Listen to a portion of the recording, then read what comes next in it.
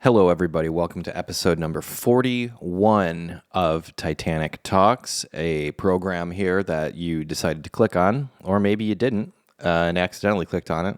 Welcome. This is a show where Titanic Sinclair, talk, and I hope that there is something of value that you can find from me talking. I hope you had a good Thanksgiving. If you are in the United States, you probably did. Even a bad Thanksgiving's a decent Thanksgiving. If there's turkey and gravy and the cranberry sauce and all the stuff, it's probably a good time. We had a great time down here in lovely Texas, and the leaves are falling. In the South down here, I don't know if I consider Texas this. Most people I talk to, they're like, "Oh, it's not the South, it's Texas." I'm like, okay. But the South, the American South, is a bit different. And you know what? I've been seeing a couple of posts from people over the pond, either in Asia or Europe, and they're deciding to. I saw a really nice post. It was someone in Japan, actually. And they said, this will be my first year celebrating Thanksgiving. I think it's nice to have a holiday where you just give thanks. And I agree. Every year on Thanksgiving, there's always that moment where I'm like, why don't we do this every year? Well, we do it every year, but more than once a year. Shouldn't that be a monthly thing? Hey, let's spend a whole day just making food and being thankful, because there's a lot to be thankful about. I know when I was a younger and more frustrated, angry little boy, wasn't quite a man yet to my estimation. And even in those moments where it was just I wasn't doing good, there's always something to be thankful for. And this year, there's just plenty of things to be thankful for, including not one but two people close to me who are sick but have received the best possible news that we could get. So we love that. And shout out to modern medicine, all of you out there who are helping sick people out. You deserve a round of sound, as they would say in All That. Don't know if you watched All That. Are you too young or maybe too old? There's kind of a sweet spot for Snick. And they made another Good Burger movie. I haven't watched it yet, but I'll report back. I did, however, go see Salt. I always want to call it Salt Lick, but that is the restaurant, the barbecue restaurant, yes. And there's the Salt and Straw. I think that's the Los Angeles ice cream shop, if I remember correctly. And I can't remember the name of the movie because there's too many phrases that have salt in it. Saltburn, that's the one that I saw. And I have got to say I enjoyed it thoroughly. Not going to do any spoilers, but I will say there are probably two moments in that movie. You should see it in theaters. I always say this, but going to the theater, it's so much more of an experience. I know it's cozy on the couch, and yes, you can make popcorn at home. You should be making it on the stovetop with peanut oil, if you're not allergic. If you're going to do that. But if you've got a good movie theater near you, I would highly recommend seeing... I forgot the name of it again. It's not Salt Lick. It's not Salt House. Saltburn.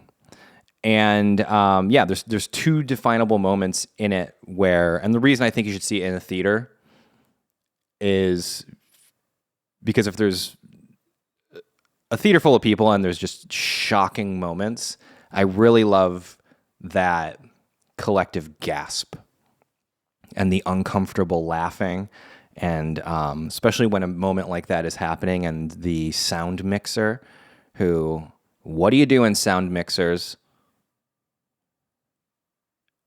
Why is it that in every movie I can only understand every fifth word or 10th sentence? They always mix it so low.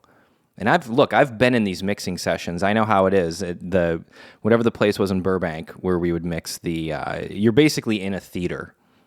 And so they don't mix, even though 99.999999999% of people are just going to watch it on a phone or at home.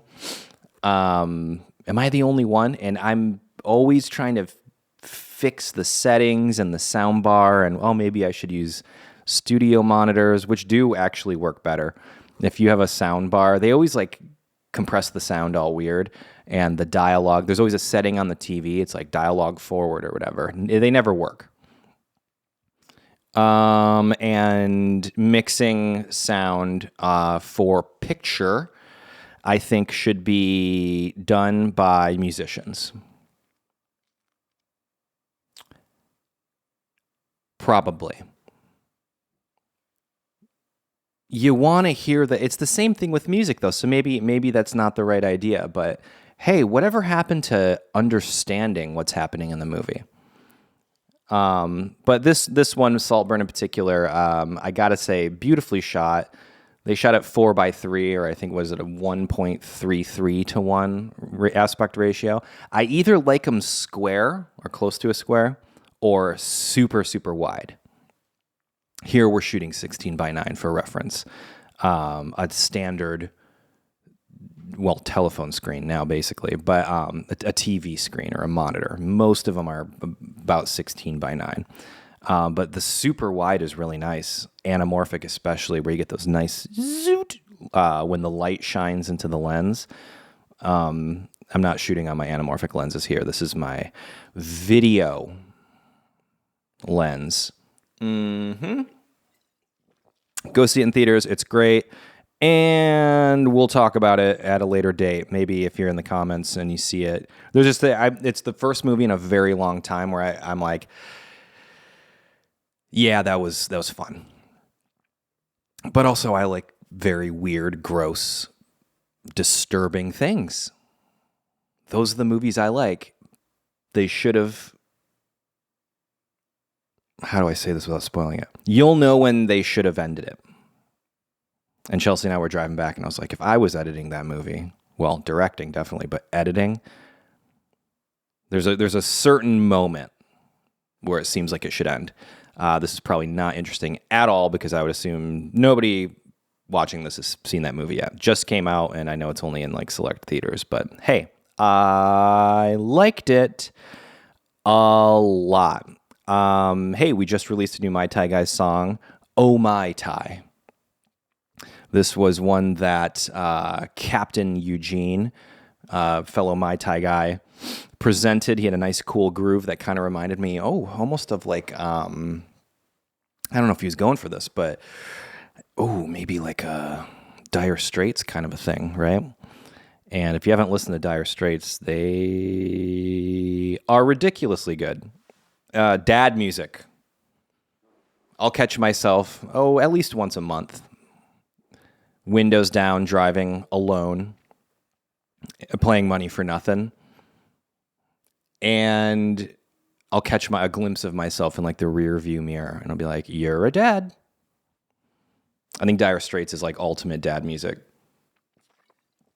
But Oh My Tai is available now. It's on Spotify and all the stuff, whatever you use. I use Spotify. And you can watch the music video right here on Titanic Sinclair, the channel on YouTube.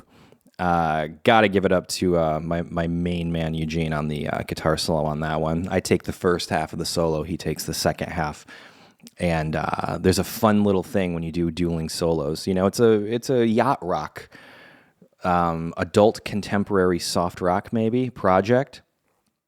And it's supposed to be silly.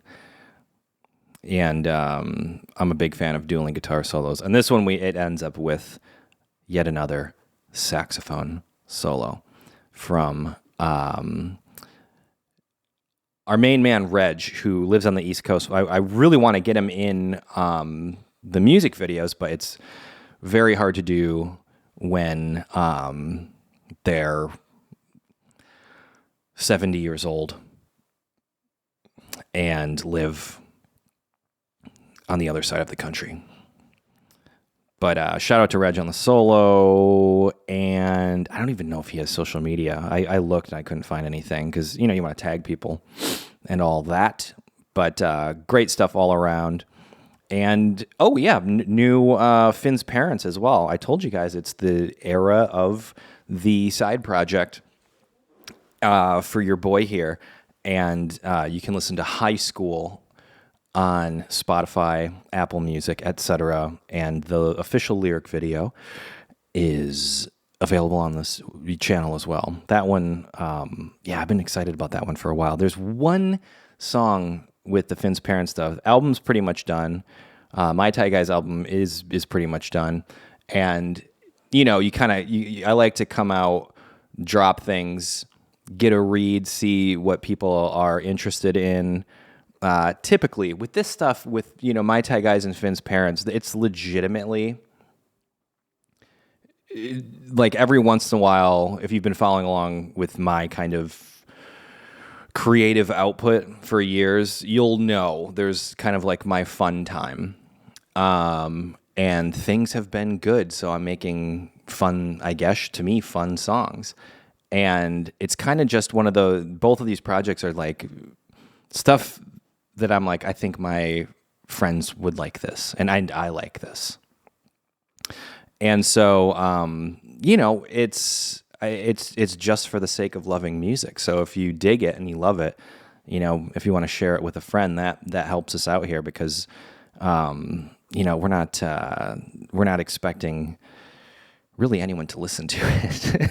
It's just for the sake of putting the things out that I'm always like, because I've made so many albums that just sit on a hard drive, and it's just kind of for me. I'll be driving, and one time a friend of mine with one of my, this is a long time ago. I think it was either when I released Trust Fund or Losing My Mind, and a friend of mine said, "It sounds like you started your own favorite band." I was like, wow, what a nice thing to say. It's like, yeah, that's pretty much it. But the older I get, and especially as a producer, I've got a handful of different projects that I'm either writing, producing, directing, all the things. And for so long, I was just doing one thing at a time. And even with like my solo stuff, it was like I was made to feel guilty for working on anything that wasn't for one of them, And it's like, you know what? I enjoy so many different types of music and producing and writing some different types of music, and so just having multiple projects as, I guess, a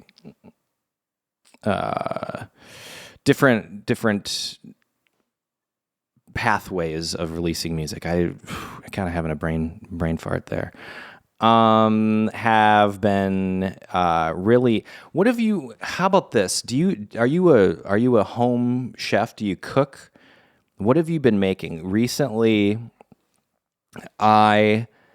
I've been having cravings for Japanese food. Like Japanese food, you can't really find a lot of Japanese food in Texas for one, but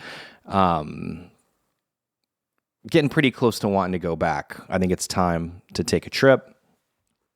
And the other day I got the craving for okonomiyaki, which if you've never had it, it's that a really hard one to describe. Chelsea never had it, and I was like, I'm going to attempt making this.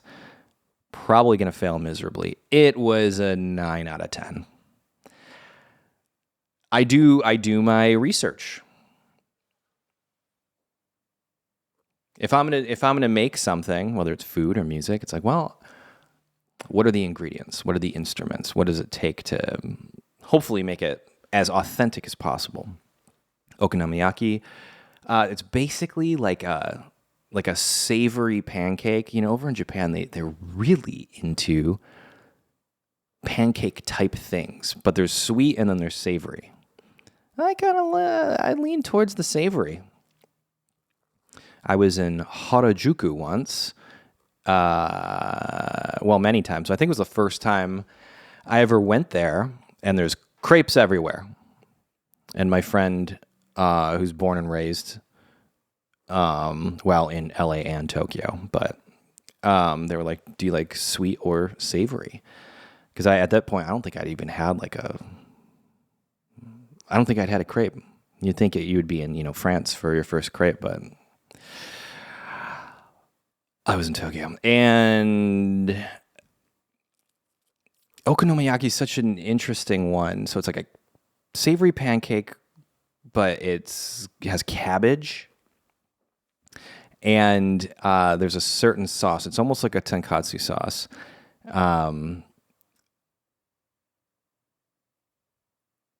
Really hard to describe what this is. It was described to me as someone as like a little bit of everything. Like, I guess it's like a hangover food. And after that, I was like, well, you know what? I'm craving torikatsu, a fried chicken cutlet. Knock that out of the park. I think I've talked about tonkatsu sauce before. Just serve that over rice. It's easy to make. I've been going crazy over here. Katsudon's going to be next, kind of like an extension of a torikatsu. Pardon me. And we're just having a good time. And probably the easiest to make that you could because I really like those very intriguing flavors. If you've never had a Japanese curry before, it's a different thing. It's so good. And I think it's because it's getting cold outside. And you just want comfort food, right? What's your comfort food? I already went through the whole thing. As soon as it gets cold outside, which we have like 48 hours total in a year in Texas, where it's somewhat considered what I would consider cold, being from Michigan. And immediately it's right for the pot roast. And chili, pot roast and chili. I bet most people, if you're watching this, I bet it's probably chili. Hopefully you already typed your response and it was chili or pot roast. I make Cornish pasties as well. That's a Michigan thing. Any Michiganders watching this? The Youper, the UP pasty is it's a perfect 10. I was on the drive actually back from the movie theater. We were talking about what would your last meal be? I would love to know what yours is. There's that show. Is it on Rhett and Link's channel? I think it is. I just watched one with Binging with Babish. Watch that if you haven't. That got me thinking because you've got this guy who he's like a New Yorker chef. I think I've watched like all of his videos, or most of his videos. And I don't want to really give away anything. And his story's really heavy, but watch the Last Meals with Binging with Babish, and it really got me thinking. You never know what someone is going through. You truly, truly don't. And as someone who creates things on the internet, I wish I would have been when things were going sour.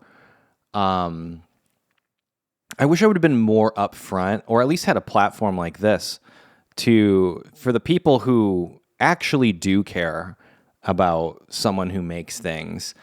I never wanted to be the type of person or artist or whatever. And he kind of talks about this too. Like, I always wanted it to be like at a distance, but I don't know, like, there's this idea of like, what is it? Parasocial, relationships with people. And, like, enough of you have been around where it's like, it's like a part, I feel like we're on the same team, especially at this point in my career. Because when you're young and you're early, nobody knows who you are. And especially if you're delusional like I was, it was like, I'm making such good stuff. Why doesn't anyone care? Or why isn't anyone watching, and this and that? And at a certain point, it's like, oh no, like, you just have these little pockets, and I'm sure you're probably part of several of these, and I am as well. I've got bands and artists and creators that I've just been following for years, and it's just like I feel at home with their content and their music and whatever it is, and it's like a comfortable thing. And I certainly felt that way with the Binging with Babish channel, because he's a filmmaker. I believe he went to film school. And he just makes these really well-produced cooking like tutorials, basically. And man, he was going through some crazy, crazy stuff. And on the outside, like I had no idea. I was just kind of like, oh yeah, he hasn't really uploaded in a while. Maybe he's done. And I've been around long enough. I mean, I've been on this YouTube thing since the very beginning, and you just see people come and go, and I've been able to meet a lot of these people who are in this YouTube world, which is spread out so much now. It's more, I guess, just, it used to be like internet personality, but now you've got like the superstars who have YouTube channels, and they make TikToks and Instagram, blah, blah, blah, blah, blah, blah, blah, all the stuff. And I don't know, in 2023, it's just like, what do they say? Like, I heard some crazy thing like for Generation Alpha, which I believe is, I guess my son would be Generation Alpha. Whoever the youngest generation, younger than the Generation Z. And it's some crazy number, like 40% or something like that I saw when asked what they want to be when they grow up. It's an influencer. And it's like, oh, which part of me is like, well, if you have an entrepreneurial outlook and mindset, and you can turn that into something that you're able to eventually have a family that you provide for, like, that's good. But man, it's tough. It's tough. It's because I think a lot of people have this idea. It's like, oh, well, I'll just go viral and then I'll be able to make money from that. It's like, oh, there's so much more that goes into it. And I don't know how I got from okonomiyaki to that, but hey, that is this program. That's what we do here. Learn how to make Japanese curry. You'll thank me. It's super easy. Just throw some onion, carrot, potato, saute that, put it in water, bring it to a boil, let it, bubbly, not boil for 15 minutes, but let it kind of simmer. And then you can just go to the store and buy the Japanese curry. They're like these, it looks like chocolate. And you put the blocks in and you stir it.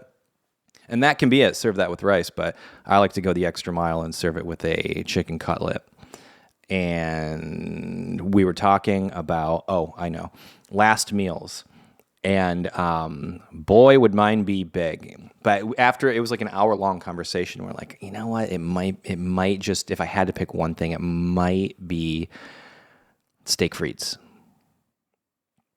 If you've never had a good steak frites,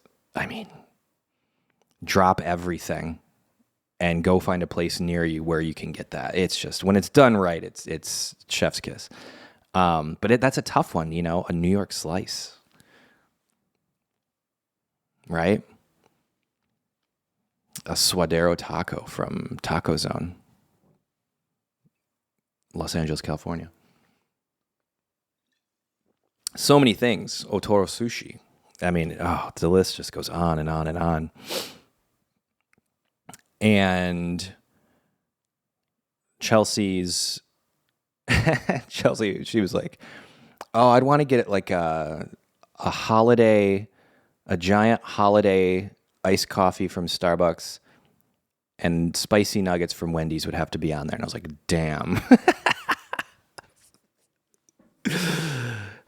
She is just adorable. I love that. But, I had some things on there too. Oh, she said Flamin' Hots had to be on there. I was like, that's my girl.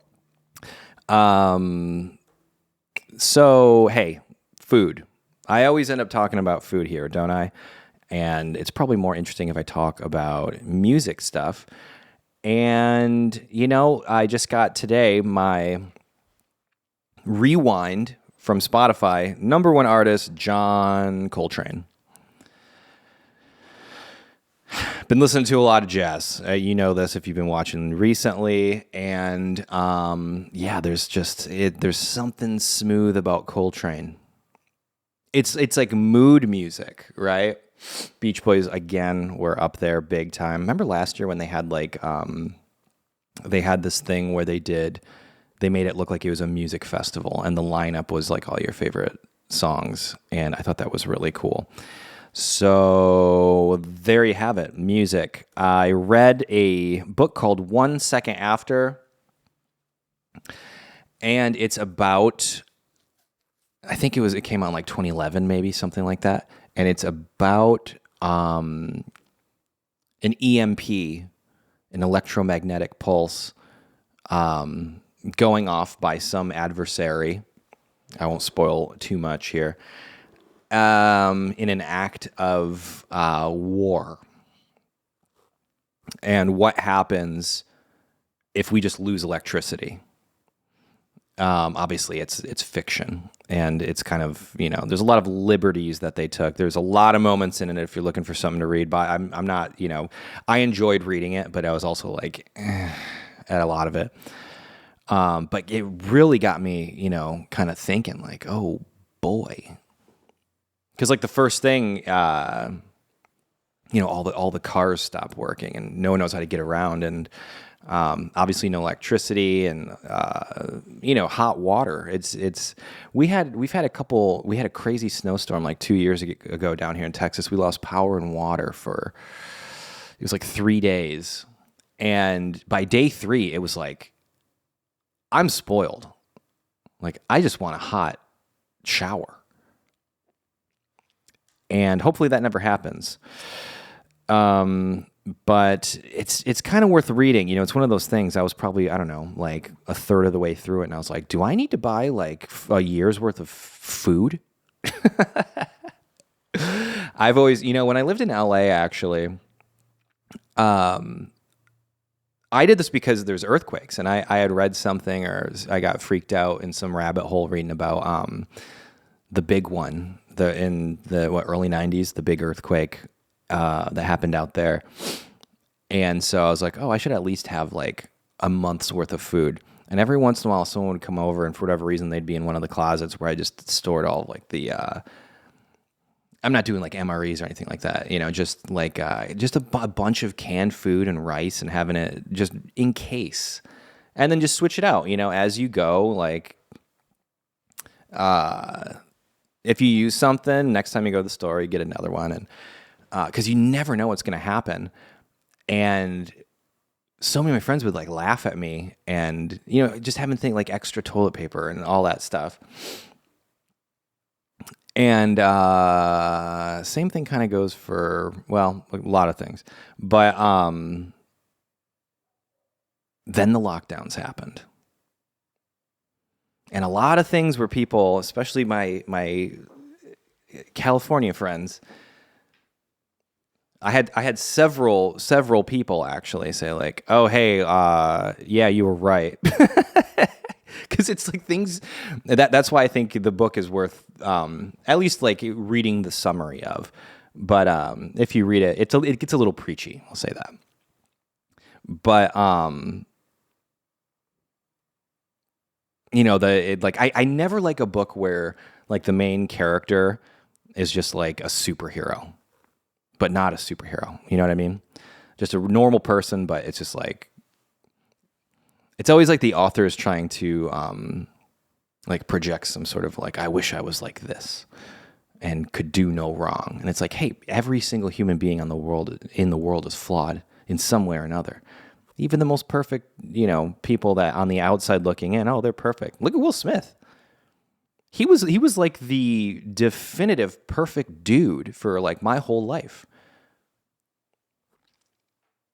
And I guess that's kind of an interesting thing just with the media in general, just like all these people. I mean, hey, Bill Cosby, I was so early on that one.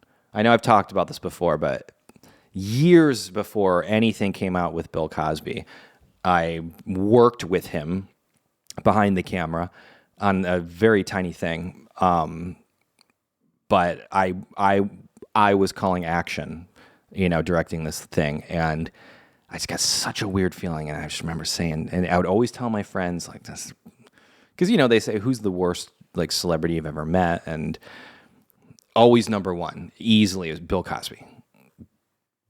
And then years later, his whole thing came out, and it's just like, whoa, dude. And I was just like, I can tell. It's like, I knew it. Didn't see Will Smith coming, though. And what a bizarre, the whole slap thing. I know it was forever ago now, but I still am like, really? And then all the weird stuff with his wife, and I don't know. I think it's a great example. Like we forget with people who are, they're wearing masks and they're playing characters. And it's just so easy to forget. Like everyone's just a human being. We all put our pants on one leg at a time, and we all make mistakes. I just, especially after going through so much, it makes me wonder, at least with people, and not saying at all I'm in any sort of spotlight. Certainly, I've been out of the game for years now, and have never been happier, because I always thought I needed to be this character, blah, blah, blah. And it's just, what I'm getting at here is it's so strange to me when I see people, musicians and actors, actresses, and all of it, just people in the spotlight. And to me at this point, it's just like, who are you?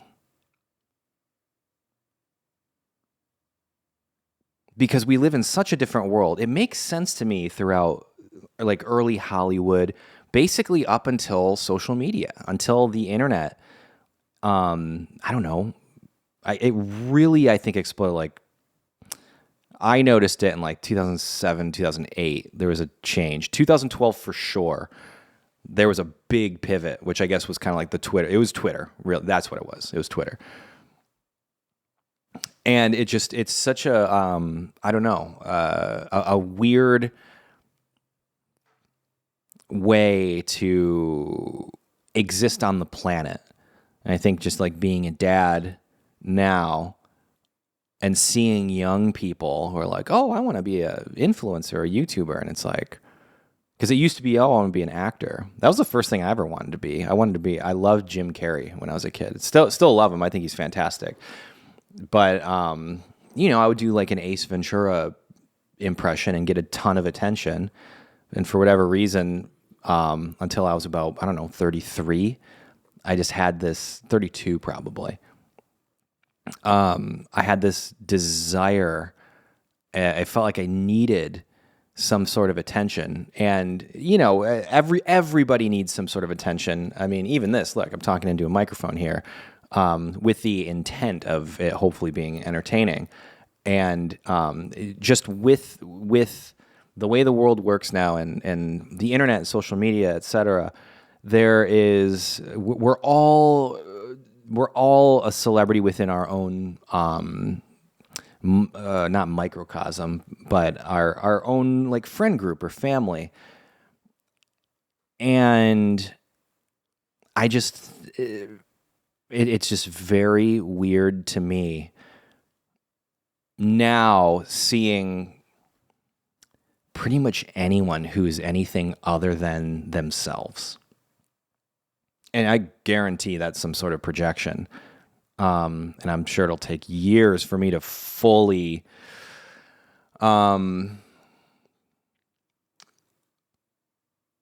clear all the pipes psychologically, ridding the gunk, or what I perceive as gunk, for the thing that I wanted to present myself as, or thought I should present myself as. But hey, it is what it is. I was going to go on some this big long tirade about John Fogerty. And then my buddy Caleb, he talked me out of it. He's like, actually, there's some really good songs. And then he sent them to me. I was like, yeah, these are really good. Although I will say the album he sent me, most of them were covers. But, CCR, what was it? Probably, I want to know, have you ever? And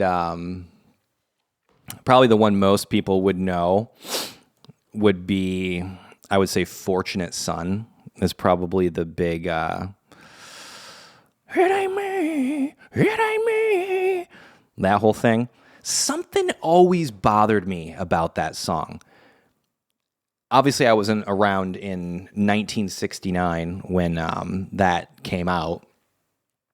But the movies, it was always in the movies, and it was always like the Vietnam, like anti-war, which I get. Hey, that's a whole different conversation.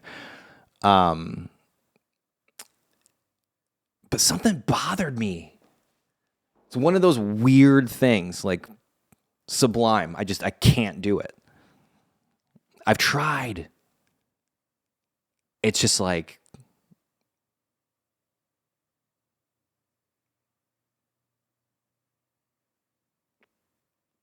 I know he is not with us anymore. Rest in peace. It just seemed nerdy to me. Sorry if you're a Sublime fan. I've said it many times on the show. If I ever became emperor of the world, the first thing I would probably do is Sublime. Illegal. That's just it's just my thing. I think anyone who disagrees that In-N-Out makes the best fast food burger should go to jail. If you think that Shake Shack is better than In-N-Out, I would make so the first thing, this is if I'm a ruler of the world, you'd have to pass an IQ test. Like, what, you think Shake Shack's better than In-N-Out? Hey, let's bring in the IQ test. And then after the IQ test, it's, how do you feel about Sublime? And you'd be set up to like a lie detector. So anyone who's seen this video. And then probably the next question would be, and how do you feel about Red Hot Chili Peppers? And there would maybe be like some sort of maybe like a financial punishment. But if you're a John Fogerty sympathizer, that might be grounds for banishment. Anyway, it's this whole. I got to reading the lyrics of "Fortunate Son," and I don't know if you've ever read the lyrics, but it's basically like he's like, "Hey man, what do you say? I'm not some mayor's son." Basically, like writing an anthem about like, I have to go to war, but these wealthy people don't.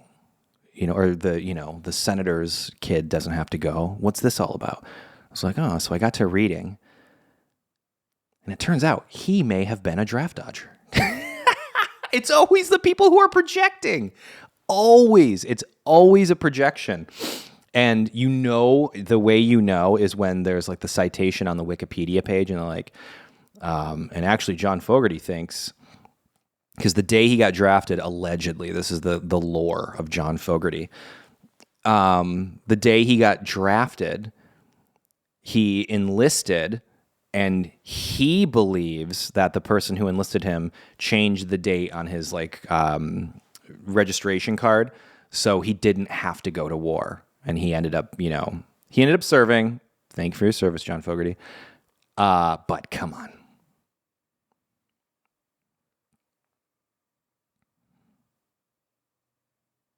am I wrong about? I'm okay. It's okay if I'm wrong here. It's just it's that thing that drives me crazy. It's like,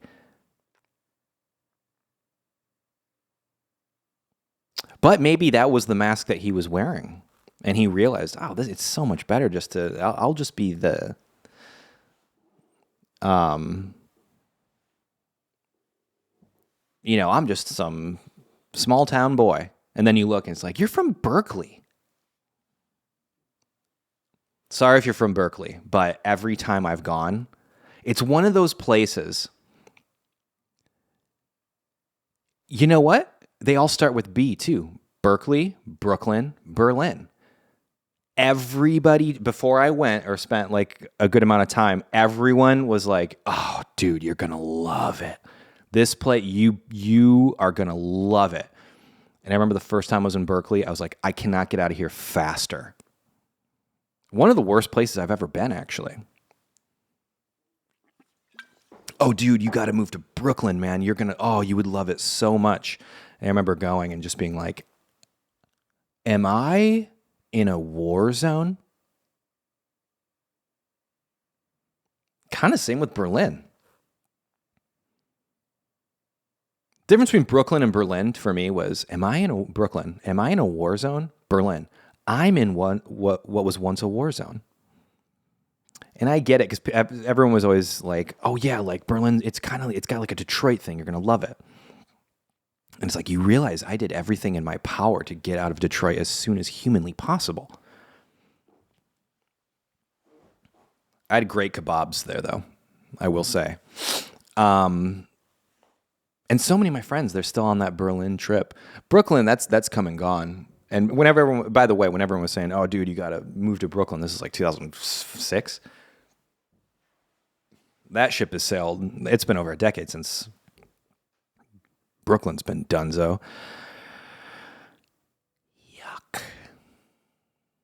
I don't buy it. I'm sorry. I know there's good stuff there. There's good food. Yeah. You get good food a lot of places. That's all I'm saying. And John Fogerty is from Berkeley, California.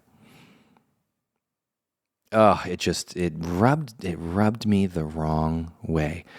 Isn't that weird when someone recommends something to you strongly and it's like a close friend, and then you go to the place or you eat the food or you experience the thing that they recommended and they're like, you're going to love this.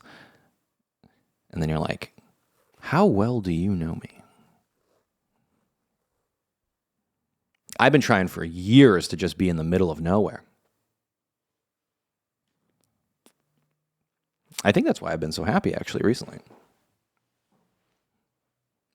Look, I love my friends. I love being around people. I would consider myself a social butterfly. Sometimes. If it was up to me, well, now, being a family man, my favorite thing truly is just hanging out with my son. And he's just cracking me up. I spent all morning this morning. He's being a goofball. And I was like, are you being a goofy man? He can't say no yet.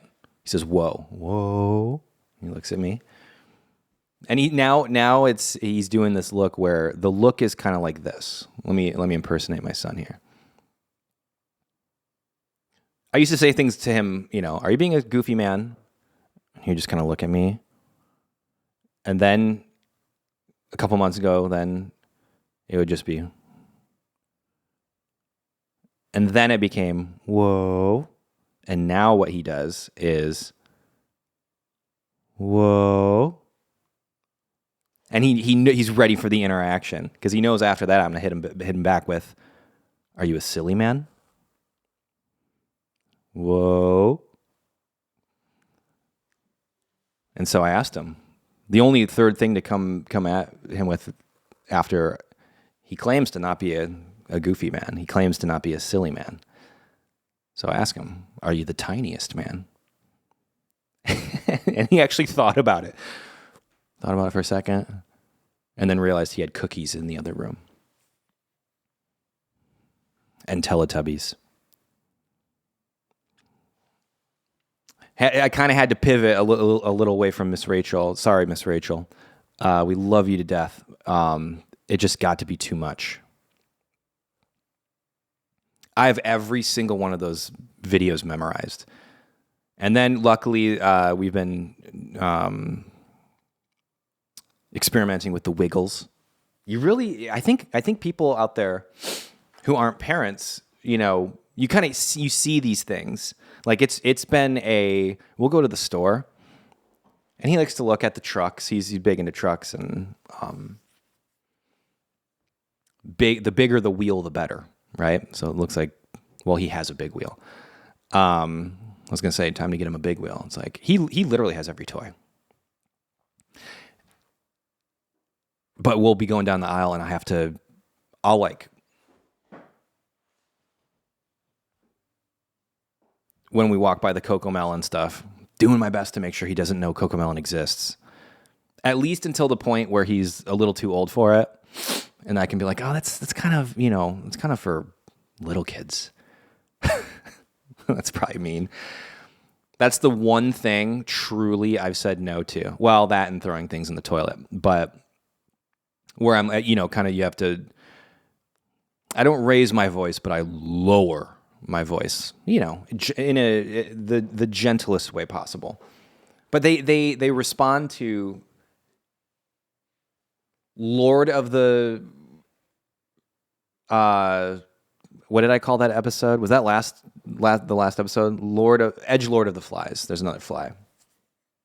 You can't win them all.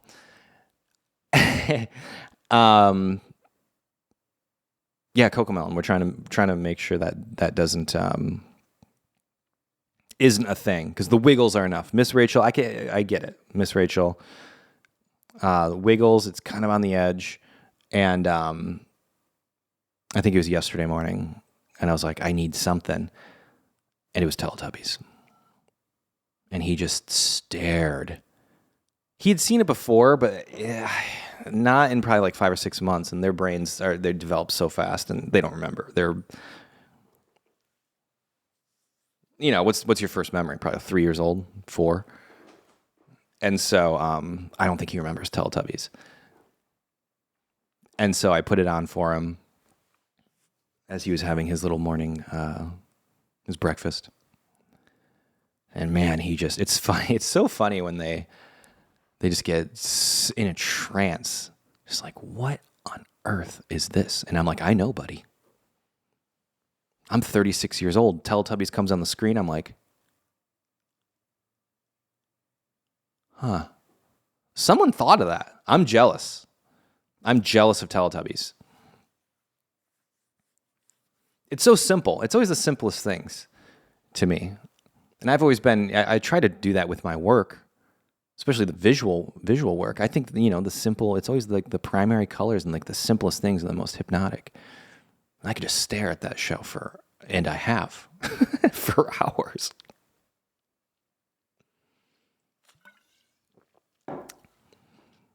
Oh, I'm mad at John Fogerty again.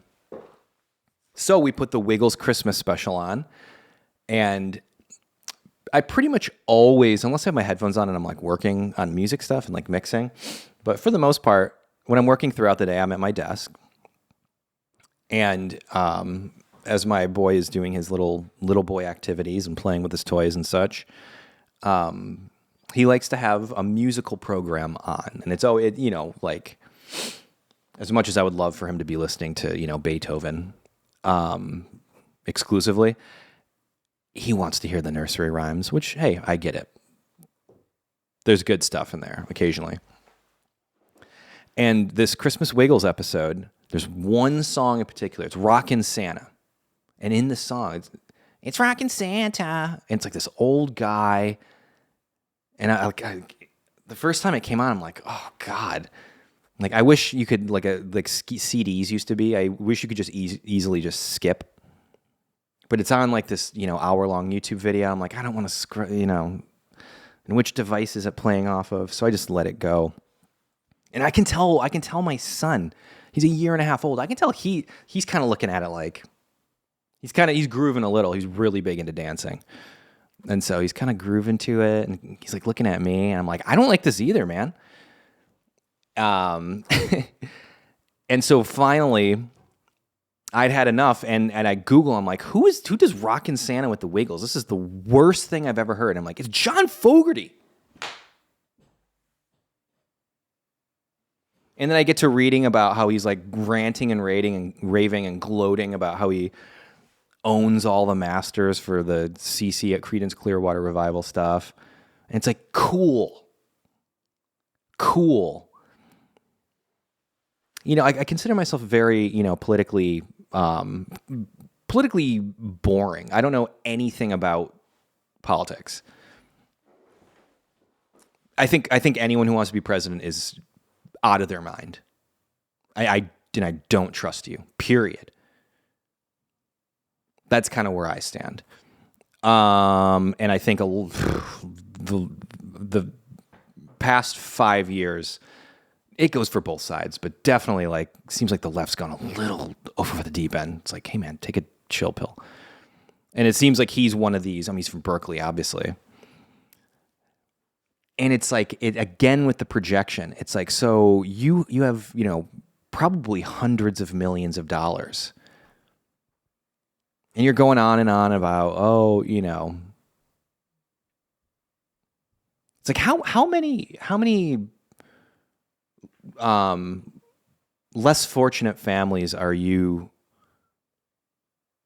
housing? You got the mansion. And what are you spending all your money on? Trying to get your master's. It's like, okay. I get it from a creative standpoint, right? But if you're going around trying to be this like ultra progressive in front of everyone, and then, you know, the cameras turn off and you're like aggressively capitalist. It's like, come on, dude, pick one. You know, it's the whole it's the Taylor Swift is a billionaire thing, you know, and all of these people are just like, oh, like capitalism's so bad. And also, I bought $4,000 worth of Taylor Swift tickets. She's the best. Maybe. Kind of on one today. I haven't had coffee in probably a month. I had a coffee. Can you tell? I thought the John Fogerty thing would be maybe a little more interesting. I guess it's not interesting at all. I bet a lot of people watching this probably don't even know who CCR is. Anyway, I think taking dislikes away on social media was one of the worst internet decisions ever.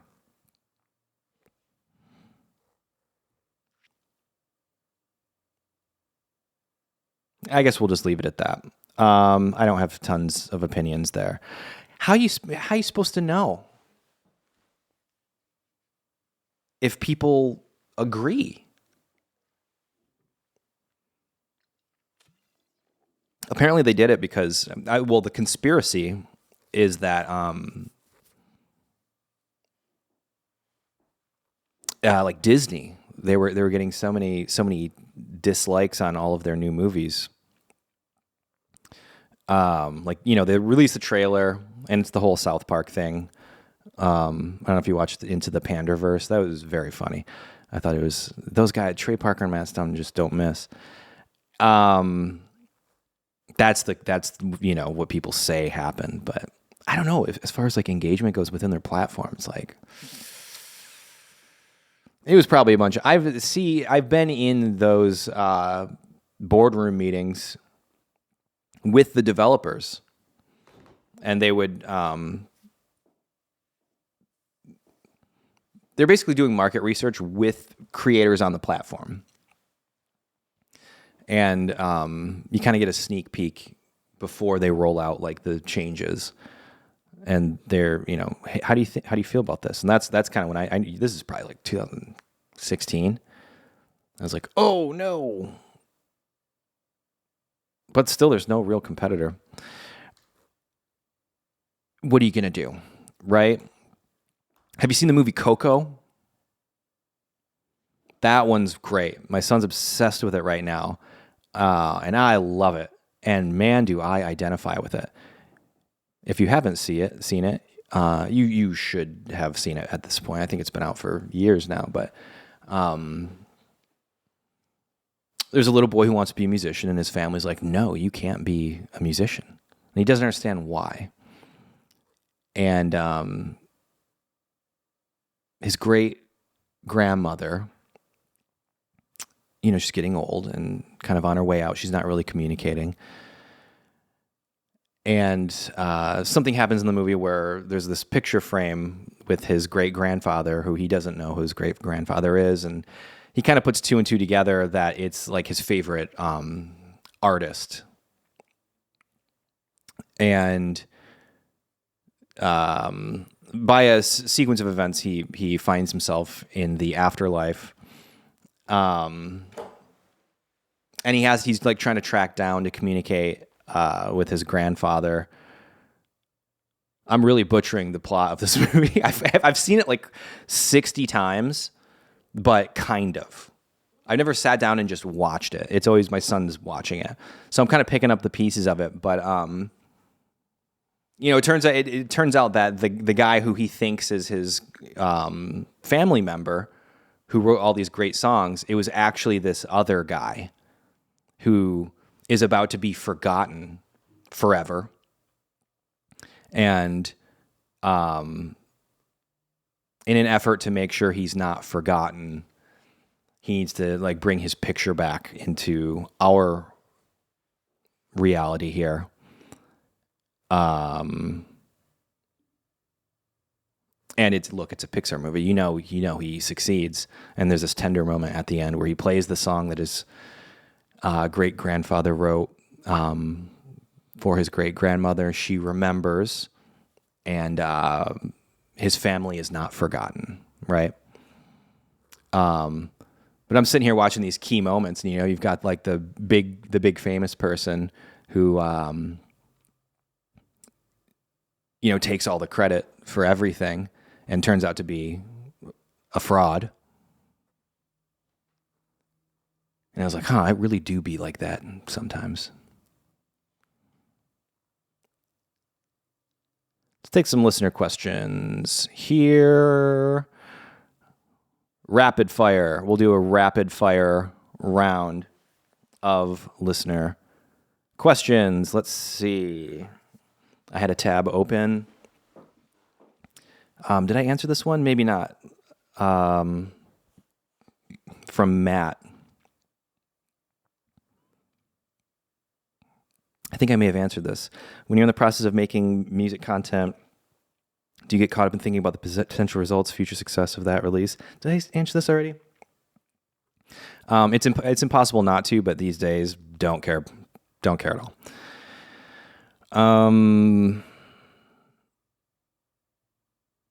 I think I answered that. If I didn't, Matt, I apologize. And leave a comment, and I'll answer it next time. Been enjoying this podcast, Titanic. This is from Austin. Do you think Adam 22 is a force for good? Is that that's the adult star guy who's like a big podcaster now? I've seen maybe like 20 seconds in my life of who this guy is. I don't know. But is he a force for good? I have reason to believe no. Just, in my 20 seconds of experience. Isn't his thing, they do like a podcast with an adult star and then they do a scene together? Doesn't sound particularly noble. And Austin also asked, what happened to Sky Ferreira? I'm going to be seeing her tomorrow, actually. She's on tour and maybe coming to a town near you. And one of my best friends in the world, Johnny Danger, he's in her band. He's her music director. And, I think we've hung out quite a few times. I don't want to speak on her behalf. I think just in general, when you go through something, she was like the it girl for a while there.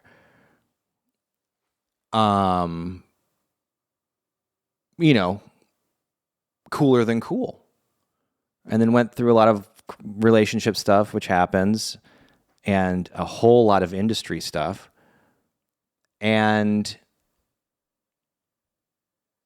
I understand when people just take a step away for a minute. I will say, and this is not just, being in this similar circles. I would say she's underrated.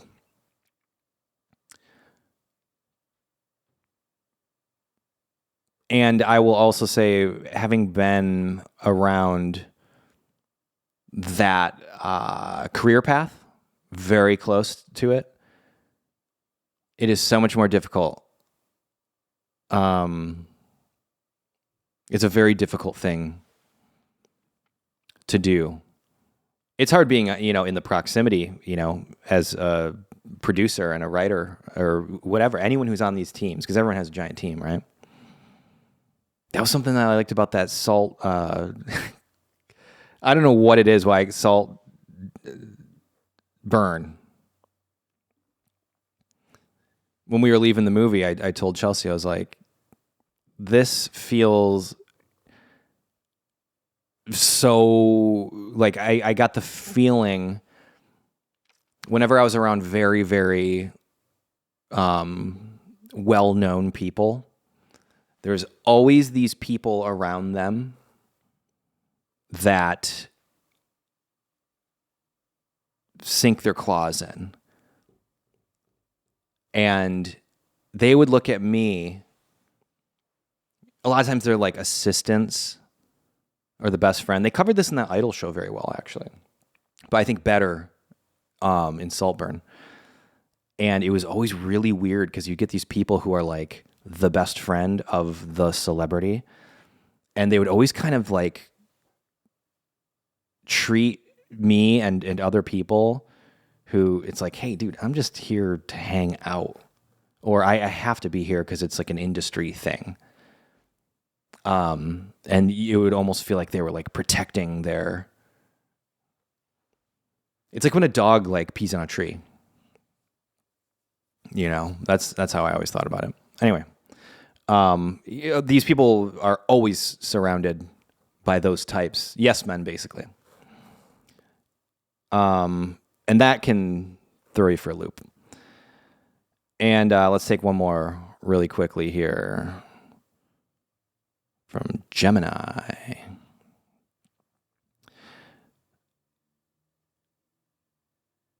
Not sure what to do about it since it's never happened to me before, but I was wondering if you could give any advice on what to do. I posted a track to YouTube in January. It was kind of a remix of an anime, samples, etc. So I didn't submit it to streaming services as the samples are far too obvious to get past any sample checks. True. Yeah. You got to make your own stuff. I don't use samples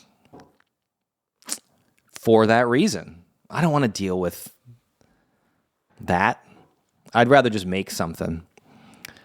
However, I just found today someone took my track and has posted it to streaming services under a new name as if it's their track.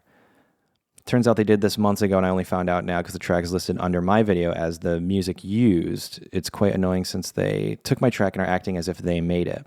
Well, I mean, apparently they didn't make it either because you said it used samples, right? So how did they not get flagged? Anyway, if you have any advice on what to do, anything would help. Oh, just go right to the DSPs. And, it's probably as simple as a cease and desist. It kind of sucks having to do that, but I mean, is it making a ton of money? Probably not, honestly. Anyway, They seem to not have any social media, so I don't even think I can directly contact them. Oh, yeah, never. I would never contact them. If it's someone who just like took something I made, like what do you? You're just gonna get into a pissing match, basically, right? Yeah, just go right to the whoever's hosting it, and usually you can just prove in some way that you have the original recording or the original production. And if it's that big of a deal, I mean, this is what attorneys are for. It's I think the more if you're planning on pursuing music in this landscape, especially the lawyers aren't getting any poorer. We'll say that much. And it's very if it's a thing where like money's being lost or something, I would say time for an attorney. That about does it for this week. We've got, so many cool things happening in the next couple days. That'll be next week's episode.